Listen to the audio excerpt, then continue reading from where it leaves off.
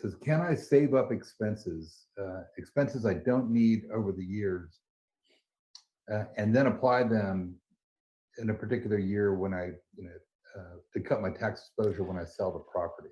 I see. So the answer to that is interesting. So I'm trying to understand your thought process to be able to answer the best way. Whenever you have an expense, you have to take that expense as a deduction when you'd have the expense. So if you take it in 2020, if this expense happened in 2025, that's when that expense shows up on your tax return.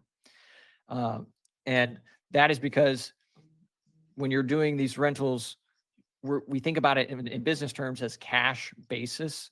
That's the system you're using, cash in, cash out. When it happens, that's when it's recorded. That's when it happened. That's when it goes on your tax return. Now, because of the nature of these losses, because they're passive in nature, most of the time they're gonna hang out and build up over time so that it does help you when you sell the property.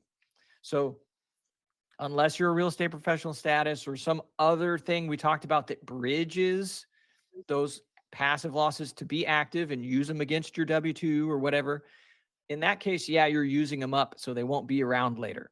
But if you're just a normal passive investor, they're going to be building up in that parking lot to the side.